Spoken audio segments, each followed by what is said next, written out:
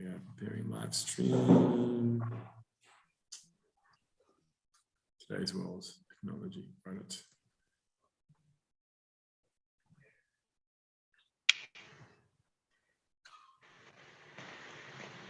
Wait a second here. Live stream. Okay, I'm gonna spotlight my screen just for the sake of the video. It records better this way, but feel free. You can change the view setting on the top right of your screen if you want to see everybody who's online. Nice to have people in person with us. Nice to have people digitally, virtually with us. We are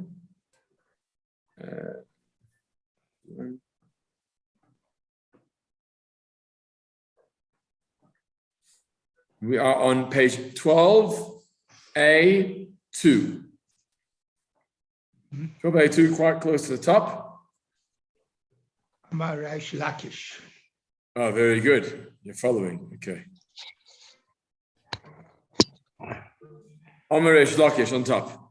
What did we speak about last time? We spoke about last time the mistake that Yoav, the chief officer, the chief soldier of David HaMelech, towards the end of his life, when Shlomo was going to kill him, because he deserved the punishment of the death penalty, Yoav made a couple of mistakes in running away. Remember, he ran into the Beis HaMikdash and he held onto the corners of the Mizbeach, thinking that he's going to be safe.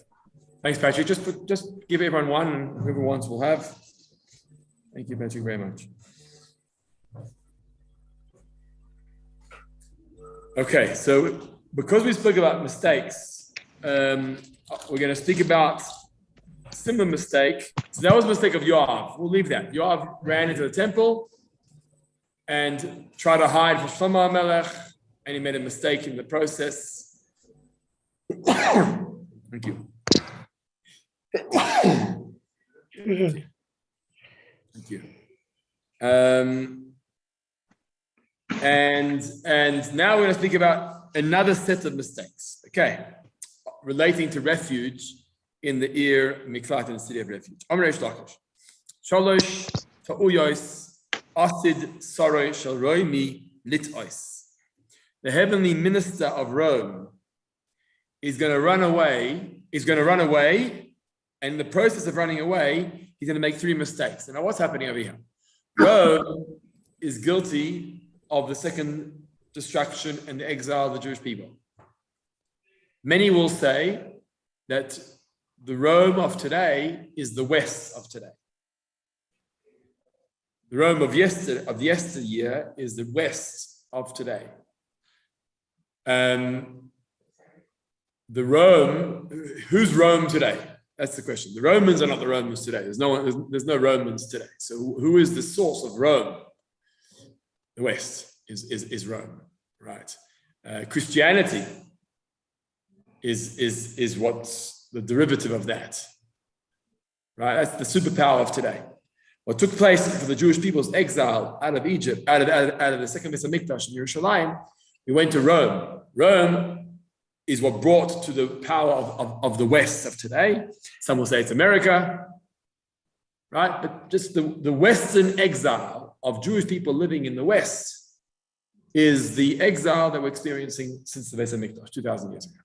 Is this Rome, today's Rome? That's what I'm saying. It's today's Rome, but the nation is no longer there. So if we go to Rome, we don't look at the Romans and say, you are the Romans. It's ruins of today. So the West is the superpower that replaced the Romans of yesteryear. Now, when the Beis HaMikdash is rebuilt and Mashiach comes and collects the community from exile, right? Not only are we defeating the Romans of yesteryear, and not only are we defeating the West, the superpowers of the West of today, right, and bringing the Jewish people back to the origin, back to Yerushalayim, back to the Beis HaMikdash, right, Dave? We are also defeating the Malach of Romi. The Malach, the angel of Rome, will be defeated in the process, because the Malach, the angel of Rome, is the spiritual force that led to the destruction, right? When Mashiach comes, we're going to defeat Rome. By the way, it's Edom, it's Esav. Esav hu Edom. Edom is Rome. Esav hu Edom, it's Esav. That's the final exile was Esav and Yaakov battling against each other.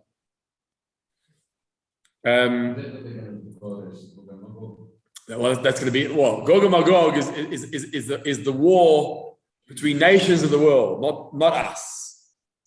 So that's why the West happens to be in battle. The question is whether it's the Arab countries against themselves, which could also be, or whether it's the West against the Arab countries. But nonetheless, Gog and Magog is a war that will take place away from us. We won't be responsible for that battle. It'll be a war that will bring to the downfall of the nations of the world. So here we're talking about the angel of Rome. Rabbi, so Yes, we Arthur. won't be involved. So we, the Jews, won't be involved in that war then. Will be affected indirectly. That's why many people wanted to say that the Iraq war, which I was actually in Israel during the Gulf War. I was a young boy then. Many wanted to say that was part of Gog and Magog because we get affected indirectly. But it's a war that takes place between nations of the world. Okay, thank you. Different phases in Gog and Magog, very possible. Well, ever since then, it's been, ever since then, it's been the war of the West versus the Arab world, and vice versa.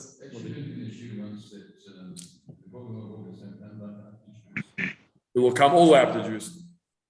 It will affect us for sure. Oh, you mean even the Scuds and the missiles? Yeah. What were you supposed to say? The East and the West. The East. Yes. China. Yeah.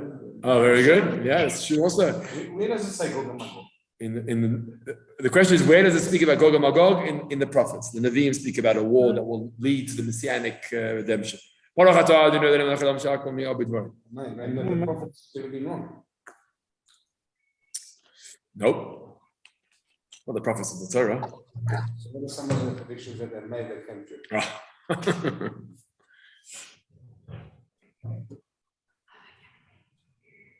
Many of the predictions are about the messianic era. Although we have other predictions, we have other miracle makers. Elisha was a miracle maker. Eliyahu was a miracle maker. They all made miracles and they performed miracles. So we trust their words. Nostradamus was doing. Let's get back to this. The angel of Rome. Okay, so now there's three mistakes that the angel of Rome is going to do. The angel of Rome is going to run to Batra. Where's Batra? Iraq. Isn't Iraq? Doesn't Victor Benjamin come from Batra? I think so. Yeah. But I think he was born in Batra. Okay, so it says he'll flee to Batra for protection. How do we know? Who is this coming from Edom? Rome. Chamut begodim, garments are stained. Mi Batra. Okay. Now, what this means is like this. It's actually a reference. If you look at the commentary, it's actually a reference about Hashem. God is coming out of Batra, stained. Garments are stained, right? With the blood of the minister of Rome. So he defeats the minister of Rome in Batra. Okay? Meaning God kills the minister of Rome, the angel of Rome. He kills him in Batra. He's executed in Batra. What happened, according to this Medrash? The angel of Rome runs away to Batra. Who meets him in Batra? God meets him in Batra. Kills him in Batra, kills the spiritual force of Rome in Batra, and Hashem walks out bloody, stained as a result of battle. It's a marshal, it's a parable. He's running away. He's running away. The angel's running away. He's about to be defeated. Yeah, he's about to be defeated. So where does he go? He's running towards Batra. I don't know how he gets to Iraq from Rome, but nonetheless, it's Hang on, I just want to switch. It's an international battle. Again, this is just a parable, but nonetheless, the angel of Rome runs away. Where does he run to? He runs to Batra. Who does he meet in Batra? He meets God in Batra. Batra, even though he's hiding in Batra, as a city of refuge, that's the context, God goes in and kills him Why does he kill him? Because he's the avenger of the blood of Israel. And he goes into Batra, a city of refuge, to kill the angel of Rome because you killed my family. You killed Am Yisrael. You were Esau. Right? That's the question. So what happened to the city of refuge? If he runs to Batra, and you'll soon see why he ran to Batra. Now you'll see. Why did he run to Batra? So look at this.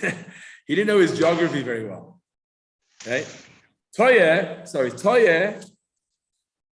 she'ena koletes ela betzer. He knew that there's a city of refuge called Betzer, or Batra. He wasn't sure of the name. So Betzer was a city of refuge. Yeah, but you'll soon see now. Look, so instead of running to Betzer, he ran to Batra. Look at footnote 15. Footnote says like this: Betzer was one of the 3 cities of refuge designated by Moshe across the Jordan, on the east side of the Jordan. So there was something called Betzer. Samael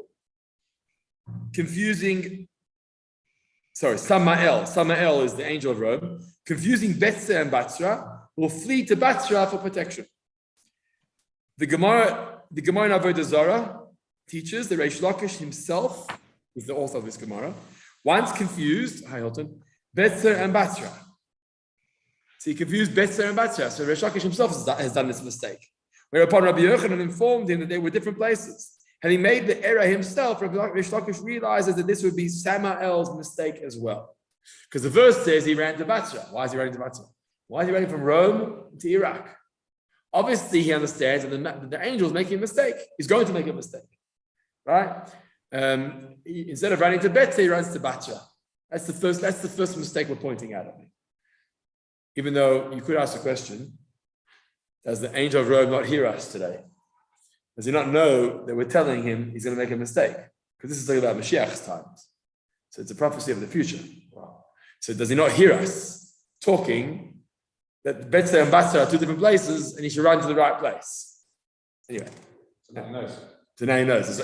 It's like the Satan on Erev Rosh Hashanah. He knows when Rosh Hashanah is going to be. Eventually he gets to know the message, right? Okay. That's the first mistake. Next mistake. Toye, third last line on the column.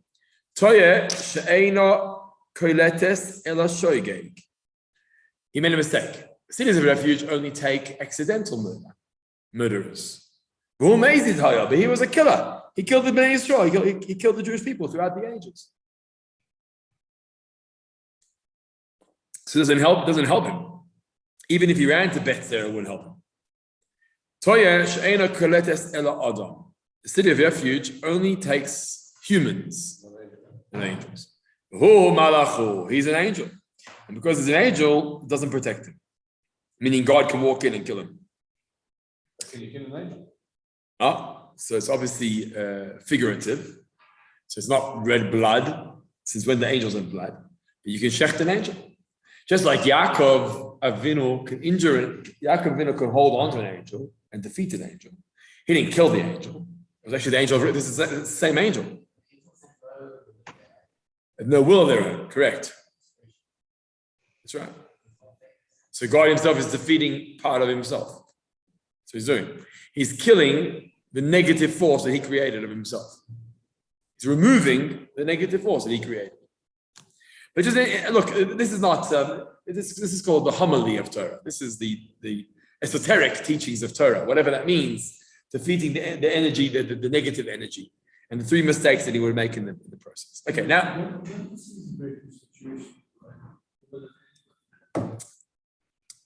Jewish people only. See that?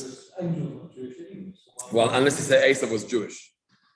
Well, he was the son of Rebecca and Yitzchak. So was he Jewish? Yeah, but let's think about the different nations going to separate. Gentile nations? Yeah, the Gentile nations, but we still think there were like the people that intermarried into the Jewish tribe and weren't Jewish. There's like a whole discussion. Are they Jewish or not? What they call. No. It was a monotheist for sure. Kutim? The Kuthians? The Kuthians. So what? The question was whether they could run into the city of refuge or not. Yeah. I don't remember what we said the final point was. What was your point? Sorry, guys, we'll bring you back into it. Hi, Mesh, I didn't see you online yet. Asa was a monotheist, you know? Maybe Yeah, I mean, he was born. a Jew. It's hard to define what was a Jew at that point in time, but yeah, I mean, look, we all know Rome and Edom and Esau were not Jewish. Well, we're Adam and Eve Jewish. Yeah, no. He killed the Jewish people. Nathan, yeah, Why would you want to do a Jewish? because he's seeking refuge now. He knows that he's now being chased. So the aim Jewish person refuge. protect him. Okay, good point. But maybe Jewish. So wasn't Jewish. So our debate is: was Yitzchak Jewish? Was Esau Jewish? Was Yaakov Jewish? Did Judaism exist at that point in time in terms of a religion? I mean, if you believe in one God and you. So it wasn't called Judaism. It was called monotheism. Yeah, but I mean, it was ultimately going to be called Judaism. I mean, for whatever you want. But Yeah. what kept the whole, what kept the fire? Concepts and the thoughts, the insights. Sorry, did someone say something on the screen? Yeah, somebody, the what kept all the mitzvot. They did, exactly. They did If keep they on. kept the mitzvot, then they must have been hidden. Right, okay.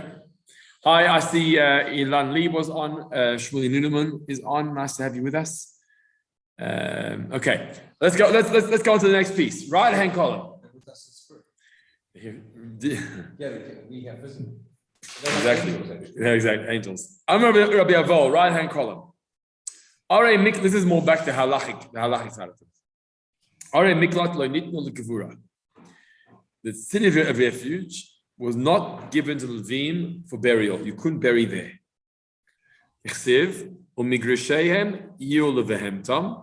They're open areas, means the fields around the perimeter for the animals, and their belongings, and their needs, or animals, possibly. Which means that it was for all the living. We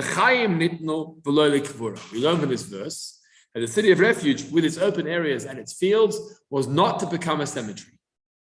That wasn't the purpose. If you wanted to bury somebody, you had to go outside of the city of refuge to an outside cemetery. That's where the cemetery was, not within the city of refuge. How do we know? Because the verse emphasizes that it was given to the Levim for the living, meaning their animals, and not for burial. Okay.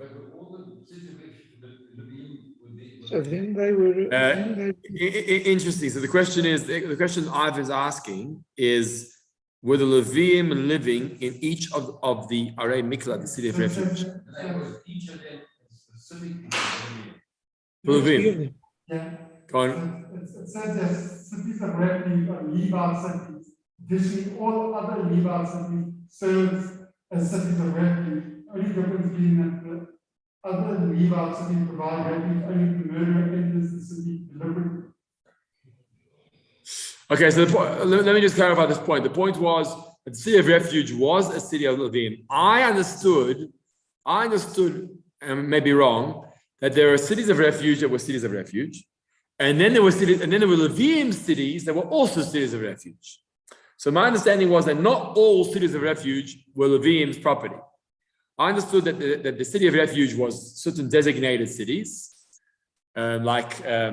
Moshe had 3 on the east side, another 3 inside, plus Levim's country cities. So I think we're learning. Ivan, my answer would be like this: from the Levim's ones, we're learning about all the others. In other words, if the Levim's cities had to be kept for live animals and they weren't allowed to bury anyone there, so too all cities of refuge had the similar law, whether the Levim were there or weren't there. The law is equal, that we don't bury people in the city of refuge. Even though you could say, but the Levim are not living here. I think that the message is across the board. Once you know. So if they've got to go out. More. All the Levim's cities became cities of refuge. Iva? If they had to go out to bury somebody, then they were liable of being captured and killed because they're never in the city of refuge. Only the murderers could be killed, but there were people that used to live there anyway. Those people wouldn't be killed. So you're worried about the murderers. So the murderers don't go out to bury. It's a practical answer. Were there so many murderers in those days? I think this is a very hypothetical discussion more than practical. There were murderers. I don't know if there were so many. I don't know if we have to use all the cities of refuge for this purpose. But hypothetically, I think. But only 3 were used. The other 3 only 3 were used, and I think 3 were when Mashiach comes, isn't it? There's 3 on the west side, on the east side. Yeah, There's 3 then the 3 others, and 3 more when Mashiach comes. But now we're saying, Iva, that all the cities of the Leviim also became cities of refuge. Okay. So now we're basically saying that you can't bury anybody in the city. Okay, now the question is, Meisfer, we ask a question. We said earlier, Shama, that you stay there until the Kohen dies. Okay, that's fine. The Kohen gets buried outside. The Kohen goes back home. They bury the Kohen outside. But you stay there until the Kohen dies. Shama. And we learned that from the word Shama, emphasizing there, we learned Shama Tehei Dirato. He should live there. That's where he should live. Sham Tehei Mitato. That's where he should die. Meaning, if the Kohen Gadol is still alive, then you're going to live there and you're going to die there. Sham Tehei Gvurato, and there you should be buried. That's what we learned. So the emphasis of there, what does that mean? There, you stay there throughout your journey of life. Whether you're alive, whether you're dead, whether you're buried, no matter what the case may be, you're going to be in the Ir Miklat until the city of refuge. We did raise this point earlier, by the way, is that once the Kohen Gadol dies, they can then remove your bones, your coffin. So you're buried there, but then they took you out and they would bury you back at home. Back at home. Yeah, they're buried back at home. But in the meantime, you're buried there because the Kohen Gadol is still alive. So the question is, do we bury them or don't bury them? One source says you do bury there. That's the place you got to remain. And the other source says, no, we don't bury in city of refuge. That's the question. So the answer is, in general, we don't bury in the city of refuge. But when it comes to a rotzeach, when it comes to a murderer, it's different. So the residents of this city generally don't get buried in the city. But the murderer does. Rotzeach Shani, the murderer is different. The Gali Be'rachamona, because the Torah says clearly to bury him. Because where does the Torah say to bury him? When it says Shama, he stays there. Staying there means even to be buried. So therefore you can bury him. The reason why you can bury him is because eventually you're going to move him to reinter. What? Outside, not inside. It's true. So we drive out of the city. Well, that's in the center of town. Are you talking about Johannesburg or worldwide? The practice was to do outside of the city.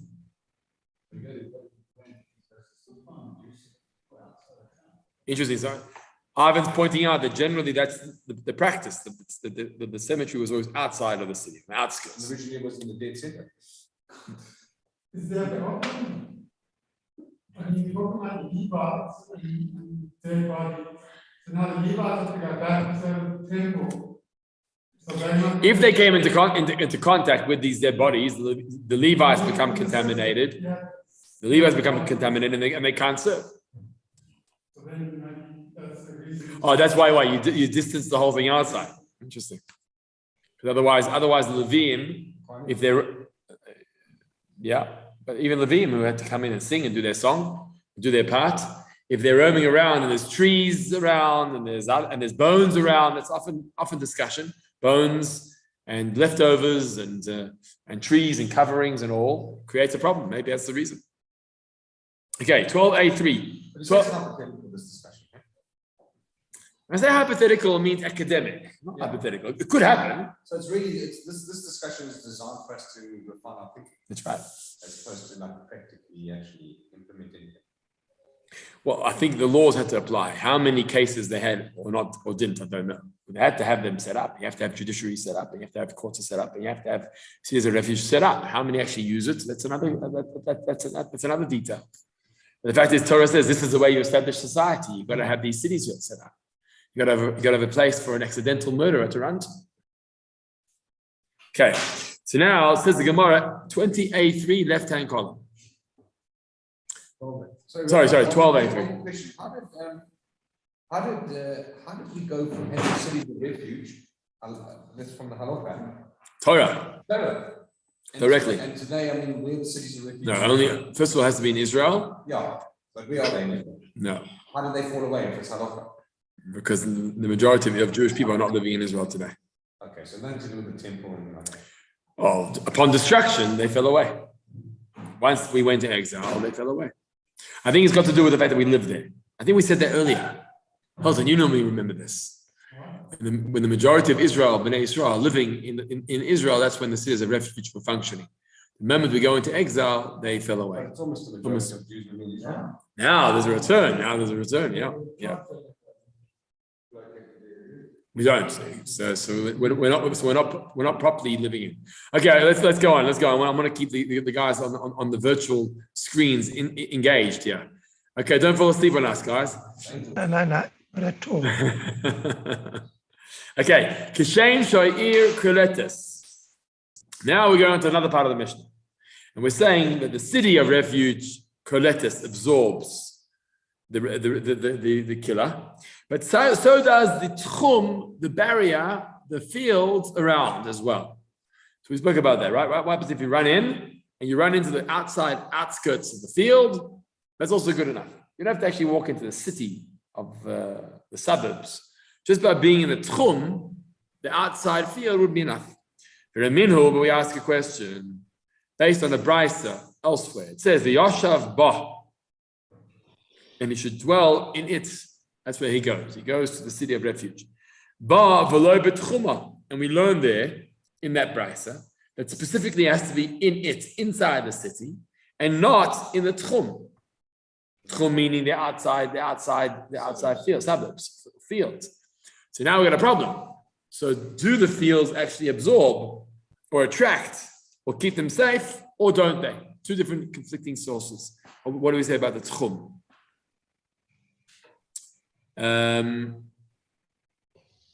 Okay, so now here we go. Abaya says, "Lo kasha." It's not a question. Kan likloit, kan lodur. There's two phases here. The first phase is like in Israel. You got the absorption center. I was just speaking to somebody recently about this. Is that not the bomb shelter, which is called the miklat. There's the absorption center, immigration absorption. Yeah, which I did that. My family did that when we came from Israel. We came to Mevaseret Zion. We didn't go to Ra'anana or Modi'in, when we arrived. It was a different era in those days. We went to an absorption center in Mevaseret Zion together with the Frenchies and the Ethiopians and the Russians, and it was an unbelievable experience. 6 months. Now 6 months, but you can't stay longer. So they give you an apartment, right, for 6 months. Downstairs we had the Ethiopians who were making these earthenware pottery, clay things. They were shechting their cows on the mountain for their holidays. So nice what we saw there. And the Frenchy kids and the Russian kids and the Australian kids are trying to talk to each other in whatever languages they're trying to communicate. That was the absorption center. But you got 6 months. After 6 months, you got to go. So it's one thing to attract, to absorb. It's another thing to say where you're going to live.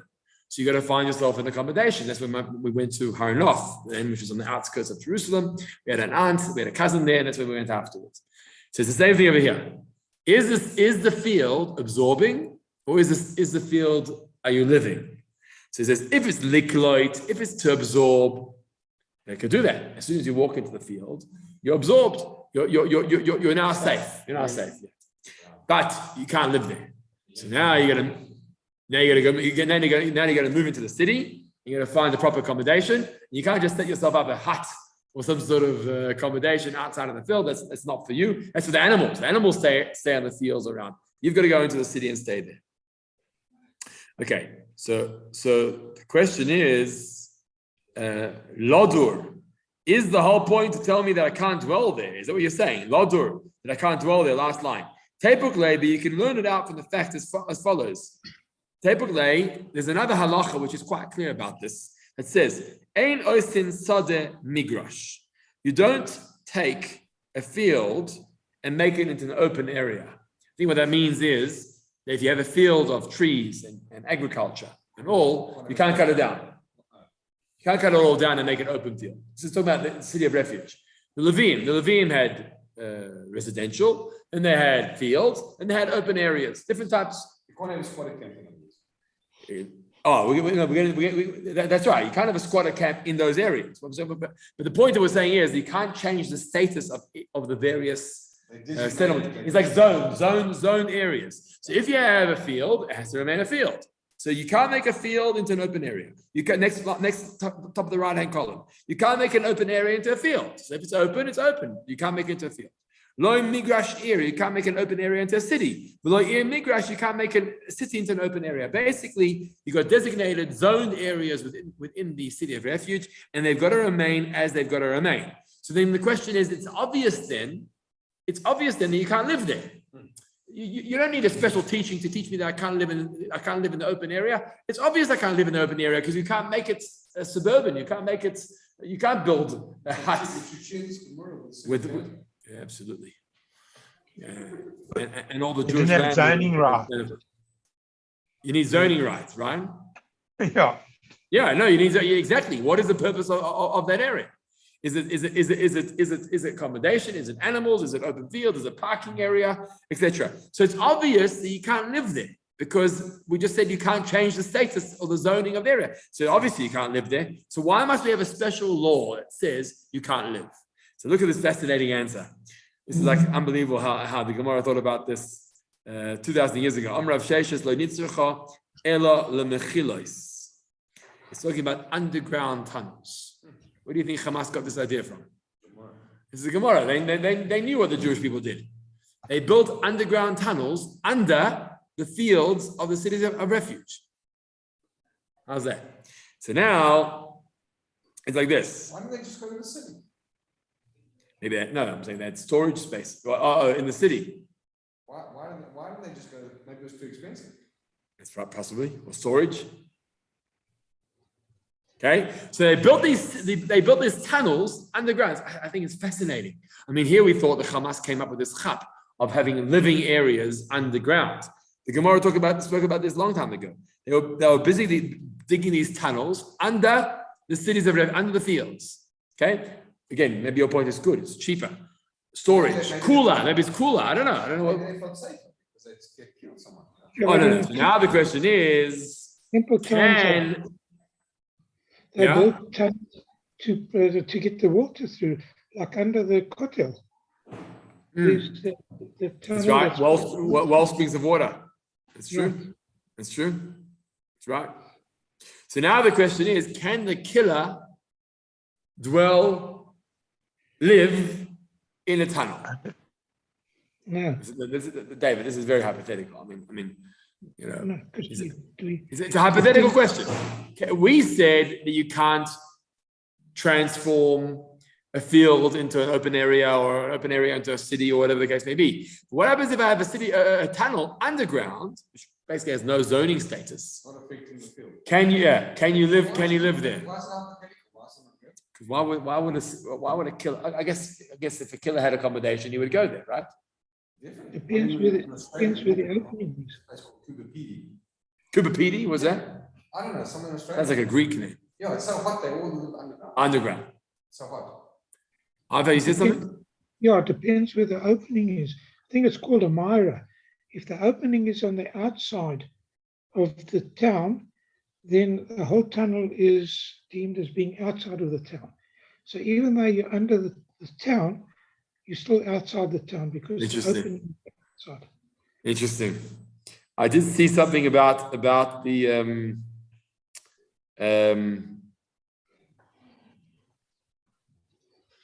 look at footnotes. So interesting thing here.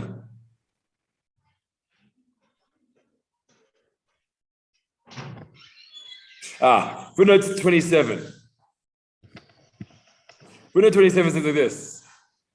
Although the tunnels opened into the tchum, so they opened up into the open areas, their existence did not violate the prohibition against building in the tchum.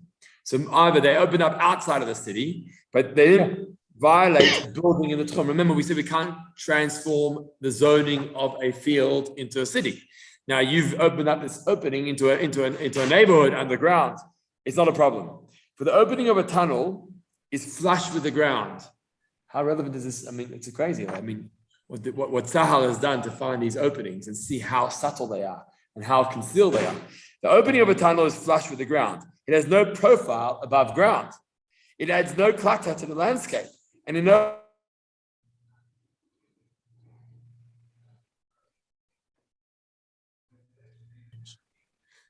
So now, so the question is, once again, can the killer live there? And the answer is he may. The answer is he can't live there. So even though you're allowed to dig tunnels under the field, the city, the killer who's escaping can't go there. He's got to go to the city. That's why we need the halacha to teach us that. That even though you're not allowed you can't change status of zoning areas. In this strange scenario where there's a tunnel under the ground, the killer can't go there. He's got to go into the real city of refuge, which Ivor touches back to your point, is if the opening is outside of the city, it's actually not considered part of the city. Yeah, in the Tchum. What did we say? I think we said, the whole purpose is the blood of The Tchum will absorb, but then you have to move on and live somewhere.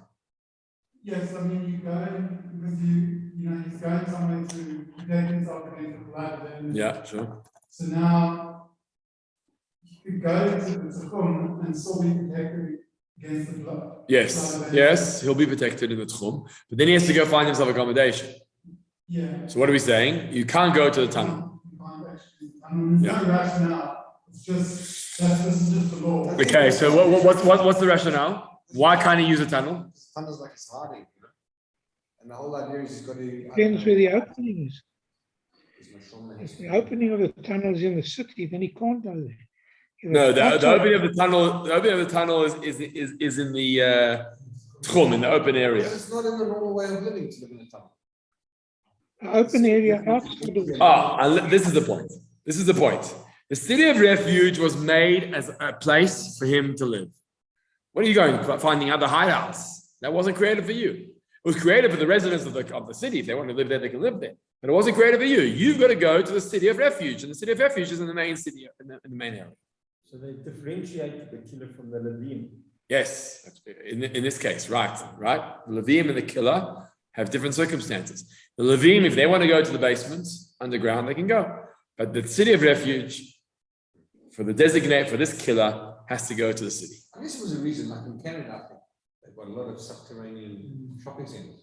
Underground. Because so cold. I've been to one in Moscow actually, underground. So A massive. That's a normal way of living. Yeah. Yeah, unusual to have one. So I found this fascinating. This case of the tunnel with a subtle opening. It wasn't created in 2015, whatever the case may be. Could he live in a tree house? Above ground. Yeah, find a tree, makes a tree house. He also had his tunnels. Okay, let's go to the next case. Treehouse. We'll come back to that. Now, I'll tell you like this: a treehouse has to be in a field. We have trees. You can't live there. Okay, but you can live in a tree house in the city. Do people build tree houses in the city? In Johannesburg, it's most tree city in the world. Okay. What happens if he left the city? And now the Redeemer of the blood finds him. So now the discussion is now, is it a mitzvah to kill? In other words, this was the irony we spoke about. Can you kill him if you meet him and you're a family member? Or must you kill him if you meet him, if you're a family member? We're going to see a machloket. But you have to understand, this is talking about a case where he left early. Because had he left when the Kohen Gadol died, then nobody can touch him. And whoever does touch him is considered a murderer. But we're talking about a case where he left without permission, and he left early. And now the question is, what do we tell the people? Can they, can't they, should they, shouldn't they, etc. Our rabbis taught us, V'ratzach Goyal Hadam es haretzeach. And the Goyal Hadam will kill the murderer. The Redeemer will kill the murderer. Over the page, 12a4. So here comes the question. So here comes the statement, Shasta. Mitzvah biyad Goyal Hadam. This is a mitzvah has been given to the Redeemer of the blood. The family member is told to. Mitzvah. Go kill the individual. One of the 650 mitzvahs. Yeah, it would be. Ein Goyal Adam, if there is no Redeemer, So there's no family member who's chasing after him. Reshus biyad kol adam. It's permissible in the hands of anybody else. So if they want to, they can. Is this a Jew and a Jew, right? Yeah. Yes. So there's no mitzvah to kill an Arab. I'm saying it. No, your question is if he killed, An Arab came to. should you kill him back? Well, first of all, the halacha is if somebody is a roidef, which means he intends to kill someone in the future, you can kill him. Self-defense. Self-defense. You can take the first step, which is, yeah. Happened this week. Israel took out 3 guns. Yeah. In Nebel, in Shechem, right? Yeah. On that note, I was going to say something else. Oh, yeah. In fact, if you remember Yigal Amir, who assassinated Yitzchak Rabin, his excuse, which he gave, was that he's killing a Rodef. Why a Rodef? Because Yitzchak Rabin was discussing giving away the Golan Heights.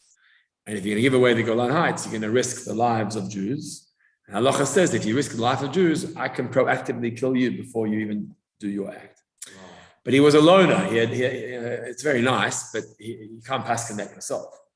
You can't decide that someone is a roidef based on your own calculations. He had no halachic guidance assisting him in that calculation. Yeah, that's one version of the discussion. It all depends on whether you believe he had rubber bullets in there or real bullets in there, or they were exchanged in the middle, and whether the right political party was guilty or the left political party was. Conspiracies. Okay. So let's go on. So the first opinion Rabbi Yosef clearly says the family must go kill him. Others, reshus, permissible. Rabbi Akiva says differently. Reshus biyad goel adam. The family, the redeemers, can if they want to. V'chol adam chayavim alav, and everybody else has to kill him. It's a very interesting reason. Everyone else has to. Halacha. Everyone else has to kill him. The family can or can't. It's up to them. But everybody else must. Exactly reverse, which doesn't make sense. I mean, it's one thing if you instruct a family. You've got to redeem the blood of your family member. Other people, if they want it, if they don't want it, it's their choice. Or maybe what he's saying is that every person everyone is part of the community has a responsibility to uphold the rule of law. That's what we're saying. But why the family members only reshus, only permissible? Because maybe they feel emotional about it, They don't want to get involved. And also to bring more death to their families, it'd be very hard. Yeah, and a few. To bring more death to the family. But other people have to. Other people will see this. Okay, he explains the reasons. My time of Rabbi Yossi Aglili. What's the reason for Rabbi Yossi Aglili, who said that the family must? Miksiv im rotzach. Does it say in the verse, if he kills, then he's safe? Or he's allowed to? Doesn't say im rotzach if he kills. What does it say? He will kill. Not if. Meaning this is, you see for me, it's a mitzvah. V'rotzach means he will kill.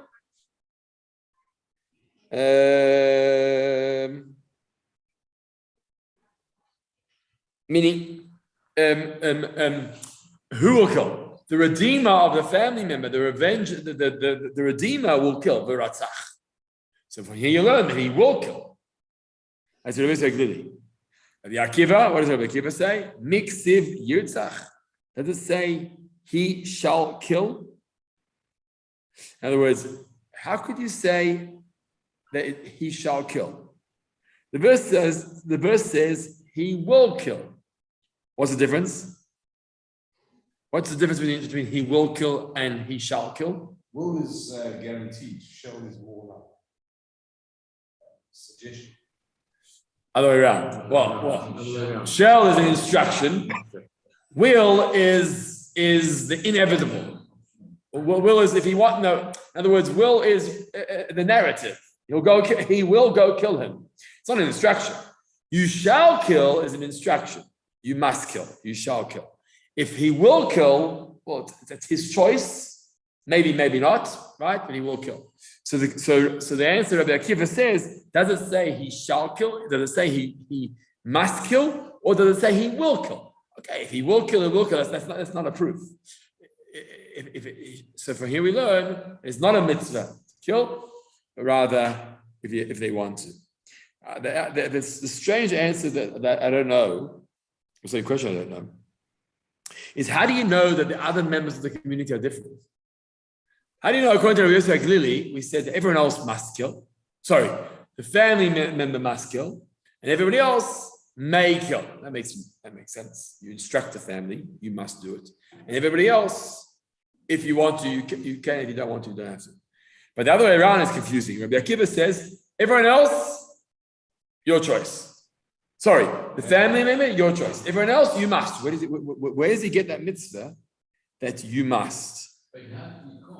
If the family member hasn't killed, you're going to kill it. Well, now according to this, we're saying it won't be murder. You're allowed to kill him because he's a roider.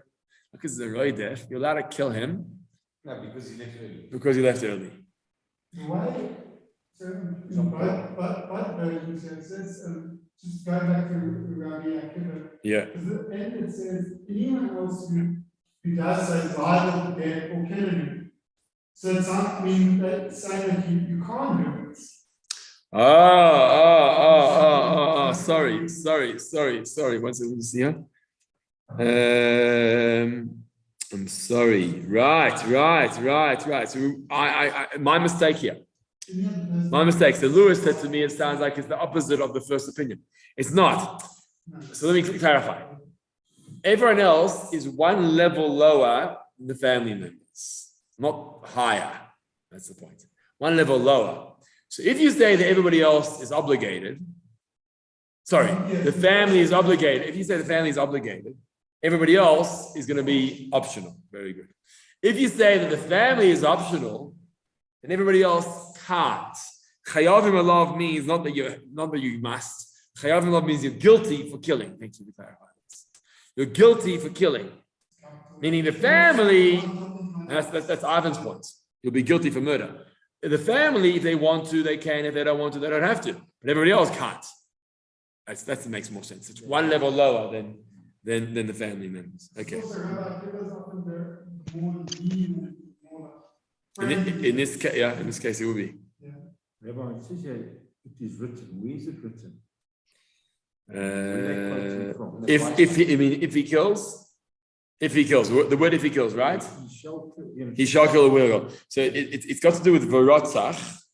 If you look at footnote 31 says v'rotzach, the word v'rotzach. But I'll show you where it is.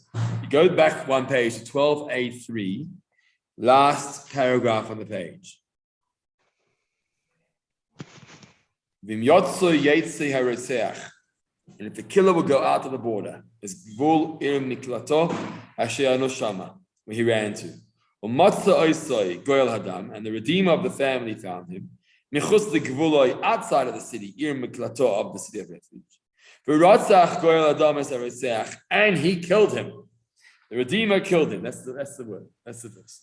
And the killer killed him, and the redeemer killed him. And lodam, there's no blood. There's no issue.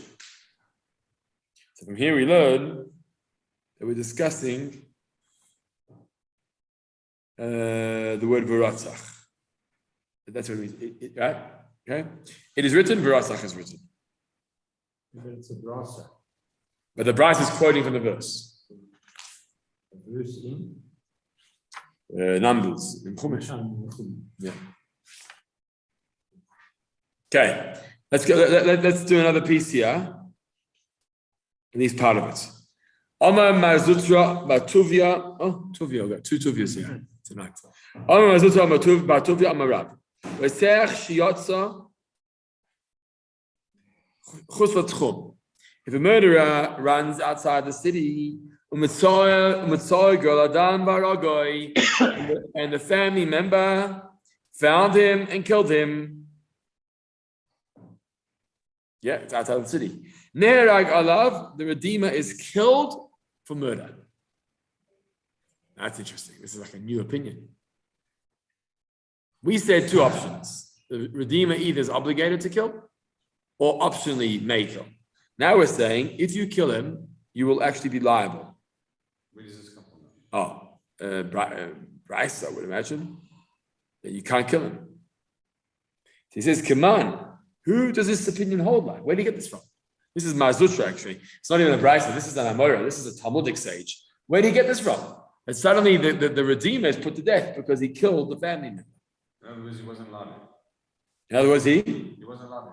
Yeah, right. You're not allowed to at all. So who's it like? Lo Rabbi Yossi HaGlili, lo Rabbi Akiva. This statement doesn't sound like Rabbi Yossi HaGlili's statement. Doesn't sound like Rabbi Akiva's statement because you're now saying that you're not allowed to kill. Even the family members can't kill. And if you do kill, you're considered a murderer. So where does he get it from? Who's the source? So it says, Huda Amar Kahai Tana. He actually holds like the following Tana. The following Tana means a Brisa, a Mishnaic sage. And here comes the third opinion. The Tanya says in the Brisa, Rabbi Eliezer says, Ad Amdo Lifnei Ha'eda La Mishpat. He doesn't die until he stands in front of the court for judgment. Okay? Ma'ata Malomo.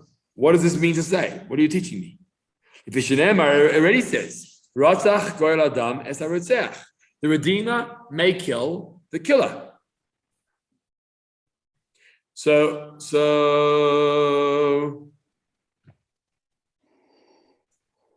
Yachol Miyad, you may have thought that he's allowed to kill him immediately.